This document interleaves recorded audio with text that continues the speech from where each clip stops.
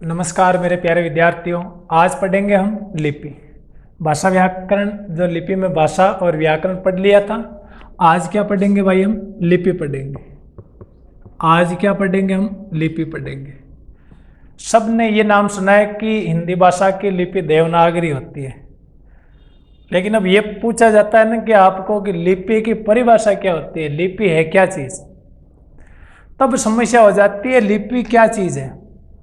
आपको ध्यान में रखना है कि पहले लिपि की परिभाषा पढ़ेंगे और फिर जो है अलग अलग भाषाओं की लिपियाँ जानेंगे और फिर अपनी देवनागरी लिपि की विशेषता के बारे में जानकारी लेंगे। तो देखिए, चलते हैं अपन परिभाषा की ओर। लिपि की जो परिभाषा है वो क्या होती है? लिपि की परिभाषा ये होती है, वक्ता द्वारा। वक्ता कौन होता है? कहने वाला, जो बोलने वाला। और श्रोता कौन होता है? सुनने वाला। दोनों में अंतर है। वक्ता द्वारा बोले जाने वाले या वक्ता द्वारा बोली जाने वाली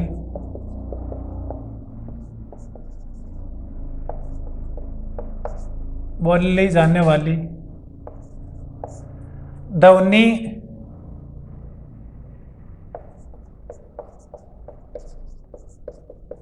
वक्ता द्वारा बोली जाने वाली ध्वनि संकेतों का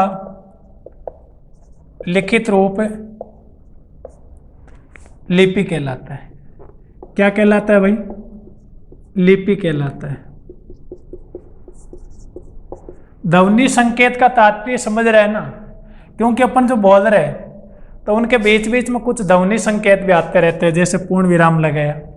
अपन कोई सा भी शब्द लिख रहे हैं, जैसे राकेश, यहाँ पर ये ऊपर लाइन खींची, इसको शिरोरेखा बोलते हैं। तो मैं यहाँ सारी चीज बताऊंगा कि देवनागरी लिपि में किन किन बातों को ध्यान में रखना है। तो बीच बीच में जो ध्वनि संकेत आ रहे हैं, उन ध्वनि संकेतों का जो लिखित रूप क्या कहलाता है? लिपि कहलाता है। यहाँ तक हुआ अपना समाप्त, और फिर आगे देखते हैं अपन। अब देखिए, जो है अपनी हिंदी भाषा की लिपि कौन सी है भाई? हिंदी भाषा की लिपि देवनागरी लिपि है। कौन सी है? देवनागरी। अलग अलग भाषाओं की अलग अलग लिपि होती है। मैं यहां पर भी लिखूंगा कि अलग अलग भाषाओं की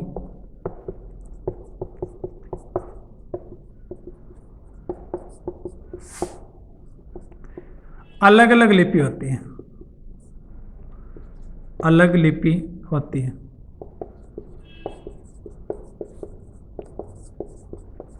जैसे इसी में आगे लिख रहा हूं पंक्ति में, जैसे हिंदी की तो कौन सी हो गई भाई? देवनागरी, जो हमने ऊपर पढ़ लिया। अंग्रेजी की कौन सी लिपि हो गई भाई? अंग्रेजी की कौन सी हो गई? रोमन।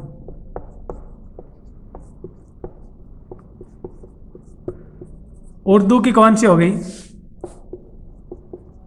फारसी लिपि। उर्दू की लिपि कौन सी हो गई? फारसी लिपि हो गई। और पंजाबी की लिपि कौन सी हो गई?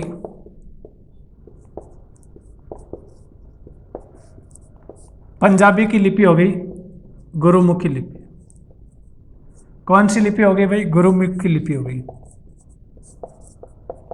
आदि होती। और भी अनेक भाषाएं हैं जिनकी अलग अलग लिपि है, इसलिए हम पूरी भाषाएं का नहीं लिखेंगे, क्योंकि अपन को टॉपिक ही केवल और केवल लिपि का पढ़ना है, और लिपि में देवनागरी लिपि का पढ़ना है। तो फालतू की चीज़ों को हम यहाँ पर नहीं पढ़ेंगे। थोड़ा बहुत जानकारी के लिए मैंने बता दिया गया, क्योंकि ज़्यादा ये भाषाएं जो चल रही है अपने सामने। संस्कृत की भाषा की भी यही लिपि होती है। अब ये जरूर नहीं कि ये जो देवनागरी लिपि है केवल हिंदी भाषा की लिपि है। ये हिंदी भाषा के साथ साथ और भी है। देवनागरी लिपि, देवनागरी लिपि हिंदी भाषा के साथ साथ देवनागरी लिपि हिंदी भाषा के साथ साथ संस्कृत ब्रज, नेपाली, कोंकणी आदि भाषाओं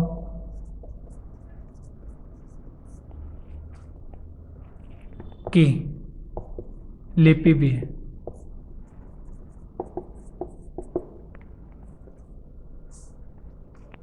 आगे बात समझ में, यहां पर जो देवनागरी लिपि है केवल हिंदी भाषा की नहीं, हिंदी भाषा के साथ साथ और अन्य भाषाओं की भी लिपि है, तो वो भाषाएं मैंने यहां पर लिख दी है। तो लिपि की परिभाषा हो गई, लिपि अपनी कौन सी है, हिंदी भाषा की देवनागरी हो गई। अनेक भाषाओं की अलग अलग लिपि होती है हर भाषा की, तो मैंने वो भी बता दिया कि उर्दू की जैसे फारसी लिपि होती है, अंग्रेजी की रोमन लिपि होती है, पंजाबी की गुरुमुखी लिपि होती है, पंजाबी की जो लिपि है वो कौन सी होती है, गुरुमुखी लिपि होती है। तो ये चीज़ है आप लोगों को ध्यान में रखना है। आई बात समझ में। अब हम चलेंगे सीधा विशेषता की ओर। हम किस में चलेंगे, लिपि की जो विशेषता है उन विशेषता की ओर आपको अवगत कराएंगे। आप लोग लिख लेना, ठीक है। वीडियो को रोक रोक के आराम से लिखो, कोई दिक्कत नहीं है। लाइव तो चल रही नहीं है।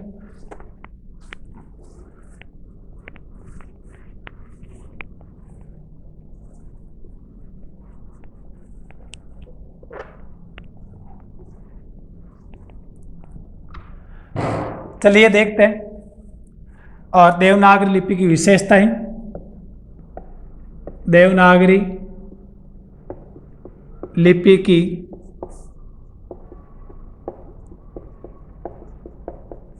विशेषताएं।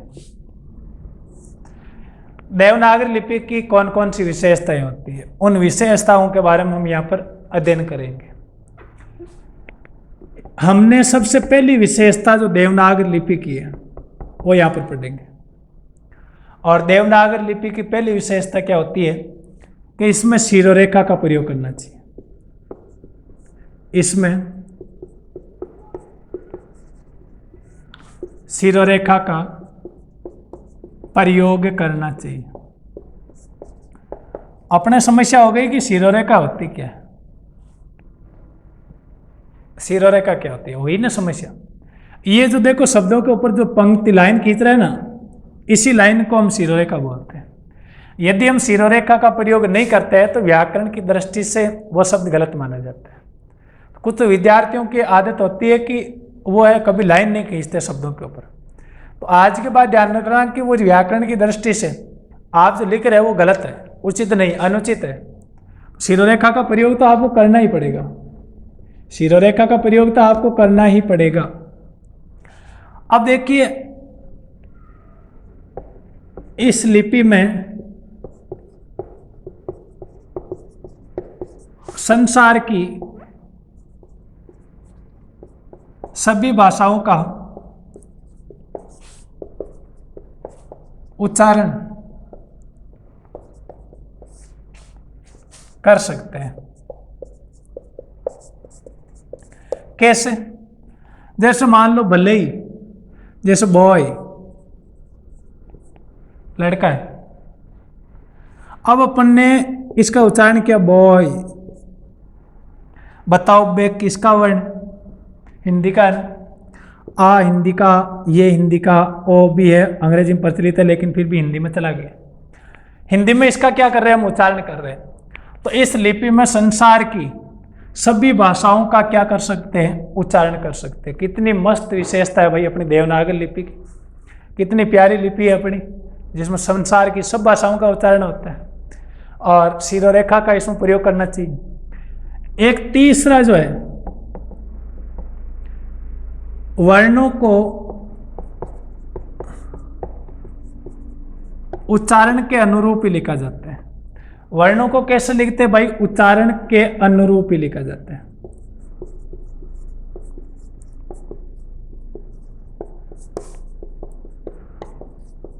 क्योंकि देखिए अपना देश भी अच्छा है, भारत देश, कितने अच्छे देश में अपना जन्म हुआ है।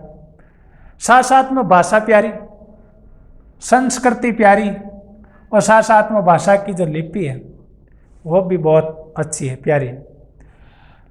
इसमें कोई कंफ्यूजन नहीं है। जो उच्चारण करेंगे वही लिखेंगे। ऐसा नहीं कि अंग्रेजी की तरह है, अपन उच्चारण तो कर रहे नाइफ का, चाकू की मीनिंग होती नाइफ, और लिख रहे के नाइफ। बहुत गजब की लिपि है भाई, जो उच्चारण के अनुरूप ही नहीं लिखा जा रहा है। उच्चारण कुछ ही कर रहे और लिख रहे कुछ ही है। लेकिन बताओ अपनी हिंदी की जो देवनागरी लिपि है, इसमें तो जो उच्चारण कर रहे हैं वही तो लिख रहे हैं, तो उच्चारण जो कर रहे हैं वही लिख रहे हैं।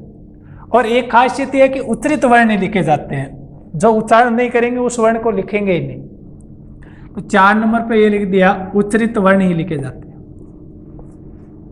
उच्चरित वर्ण ही लिखे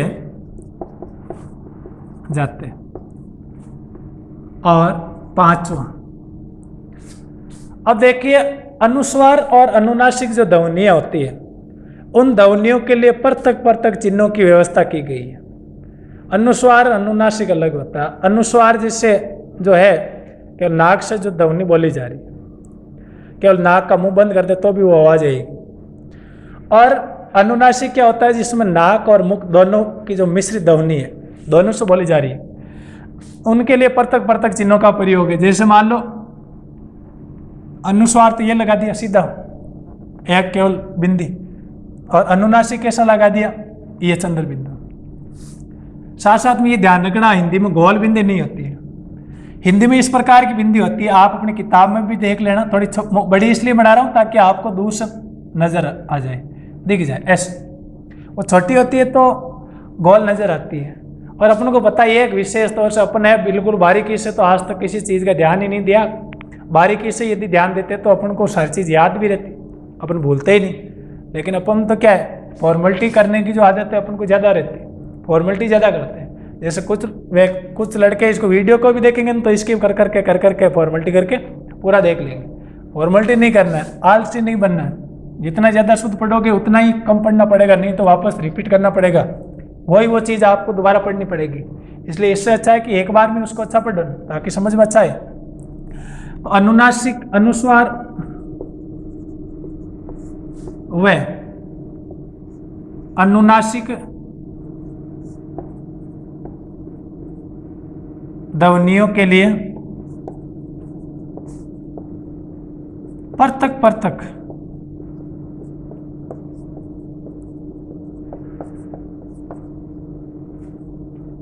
चिन्हों की व्यवस्था की गई है।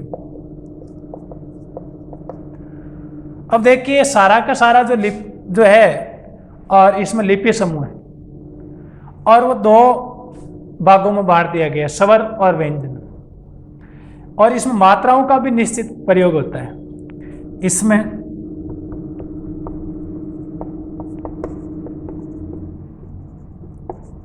मात्राओं की संख्या निश्चित की गई है, जिसका प्रयोग कब करते हैं, आपको पता है मात्रा का प्रयोग कब करते हैं। यदि परीक्षा में छोटा सा सवाल पूछ लेते हैं कि मात्रा का प्रयोग कब करते हैं, तो आप बताओ उसका उत्तर क्या दोगे। आपके पास कोई उत्तर ही नहीं है, फिर आप तो बोल दोगे जहाँ जरूरत पड़ती है वहाँ मात्रा का प्रयोग करता है। बेटा जी ऐसा कभी नहीं होता है। मात्रा का प्रयोग स्वर और व्यंजन जब मिलेंगे आपस में, मिलते ही मात्रा का प्रयोग हो जाएगा। जैसे यहाँ पर के स्वर व्यंजन है, और इसके साथ मैंने आ स्वर को मिलाया तो ये बना का, मतलब मात्रा का प्रयोग हुआ कि नहीं हुआ, 1। क्योंकि देखो स्वर तो 11 है लेकिन मात्रा 10 ही है। एक के साथ तो कोई मात्रा ही नहीं होती, ध्यान में रखना है। मिटा दो इसको। इसमें मात्राओं की संख्या क्या की गई है, निश्चित की गई है, जिसका प्रयोग ये बहुत इंपॉर्टेंट है पंक्ति, इससे संबंधित सवाल पूछ लिया जाता है, ये ध्यान रखना। जिसका प्रयोग स्वर और व्यंजन को मिलाते वक्त किया जाता है, मिलाते वक्त किया जाता है। आई बात समझ में? इतनी तो समझ में आई गई। इसके बाद और भी लिखेंगे कि ये वाली जो लिपि है 6वां नंबर, ये रोमन की अपेक्षा है ना कम स्थान घेरती है। रोमन लिपि पढ़ी थी ना, अंग्रेजी की लिपि रोमन होती है, उसकी अपेक्षा ये स्थान कम घेरेगी, ये ध्यान में रखना। कैसे स्थान कम घेरेगी समझाऊंगा ना, कोई दिक्कत मतलब नहीं है। ऐसा नहीं कि भाई अब तो सर जी ने ये बात लिखा दी, अब स्थान कम कैसे घेरेगी, कंफ्यूज मन में आ गया, सवाल आ गया। बिल्कुल आपके मन में किसी प्रकार का कोई सवाल उत्पन्न होता है तो उसका तुरंत आगे उत्तर मिलता है। मेरे को पता चलता है कि आपके मन में कौन सा सवाल उत्पन्न हो रहा है, और देख लो जो भी सवाल उत्पन्न हो रहा है वो तुरंत मैं यहाँ पर सवाल रख रहा हूँ और वही सवाल आपको बता रहा हूँ। मेरे को पता है कौन कौन सा सवाल में उत्पन्न आ सकती है, क्योंकि मैं भी एक विद्यार्थी रहा हुआ हूँ। अब यहाँ पर देखिए मैंने लिखा ये रोमन की अपेक्षा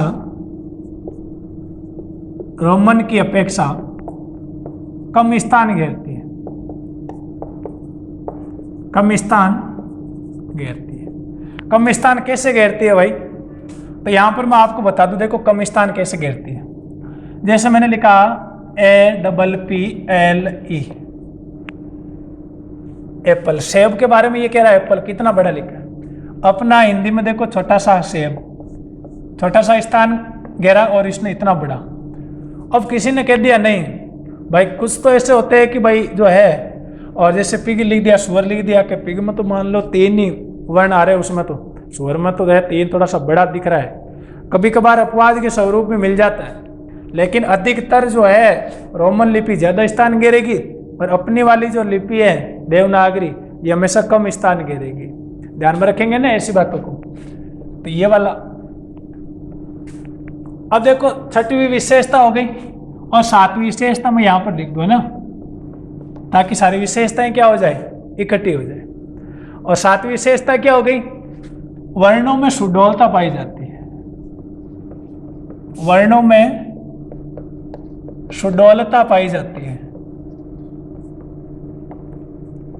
सुडौल जानते हैं ना, कि तू तो यार एकदम सुडौल है, तगड़ा खासा मोटा सुडौल, कि तेरे देखो ये बॉडी है सुडौल, मतलब जो है एकदम गोल मोल। अब देखो रोमन लिपि है वो तो बेचारी थकी हुई है, गरीब घराने की। इसमें एन लिखा देखो बिल्कुल थका हुआ पतला सा, जैसे कल ही मरेगा।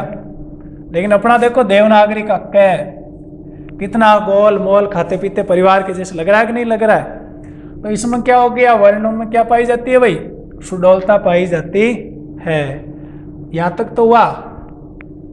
अगली विशेषता और 8वीं विशेषता कौन सी हो गई, वर्ण विभाजन में। वर्ण विभाजन में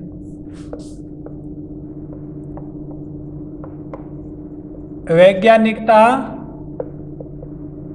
पाई जाती है। वर्ण विभाजन में क्या पाई जाती है भाई, वैज्ञानिकता पाई जाती है। अब आप सोचेंगे वैज्ञानिकता क्या है, वो भी बताएंगे, क्योंकि मेरा तो बताने का ही तो काम है कि आपके मन में जो प्रश्न उत्पन्न होंगे उन प्रश्नों को तो यहाँ बताएंगे हम, कोई दूसरी चीज़ तो बताना है नहीं। ऐसा नहीं कि भाई फॉर्मेलिटी करेंगे, फॉर्मेलिटी वाला काम नहीं है अपना, है ना, क्योंकि आप मेरे कितने अच्छे विद्यार्थी हो। अब देखिए वर्ण विभाजन में जो वैज्ञानिकता, जिस प्रकार वैज्ञानिक सूक्ष्म छोटी छोटी चीज़ों की खोज करता है, छोटी सी लापरवाही कर देता है तो वो चीज़ है सक्सेस नहीं, खराब मामला। ऐसे यहाँ पर यदि अपने इसके अंदर है और छोटी सी लापरवाही कर देना तो वो क्या हो जाता है, गलत हो जाता है। तो ठीक है, यहाँ तक कंप्लीट हो गया अपना। और 9वीं जो विशेषता है वो क्या लिखेंगे, संपूर्ण वर्ण जो लिपि समूह है, संपूर्ण वर्ण जो लिपि समूह है, या केवल लिपि समूह लिख दिया, संपूर्ण लिपि समूह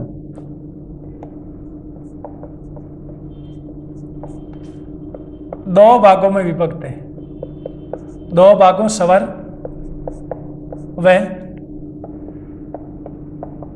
व्यंजन में विभक्त है। चलो ये आप लोग हैं, इसको उतार लीजिए आराम से, मिटा दूं। आप तो वैसे ही जो आदत वो क्लास वाली पड़ी हुई है ना, इसलिए आप लोग जो है वीडियो को रोक के आराम से उतार लेना। यहाँ तक कि अपनी जो है कक्षा जो है वो समाप्त हो गई है। अपना लिपि का जो चैप्टर है कंप्लीट हो गया भाई। लिपि क्या हो गई है भाई, कंप्लीट हो गई है। अब लिपि में कोई ऐसी चीज़ नहीं है जो आपको पढ़नी पड़ेगी, कोई चीज़ नहीं इसमें, है ना। ये लीजिए, अब जब भाषा, व्याकरण और लिपि हमने पढ़ ली तो हमारा टॉपिक जो है वो समाप्त हो गया है। और अगले टॉपिक में जो हम पढ़ेंगे वो लेंगे पद परिचय, जिसमें संज्ञा, सर्वनाम, विशेषण, क्रिया सब आ जाएगा। इसलिए कक्षा 9 वाले, 10 वाले, 11 वाले, 12 वाले विद्यार्थी है या भले प्रतियोगी जो परीक्षा की तैयारी कर रहे हैं, उन विद्यार्थियों के लिए वो टॉपिक जो है इम्पोर्टेंट रहेगा। तो पद परिचय हम पढ़ेंगे अगली कक्षा में। ठीक है, धन्यवाद।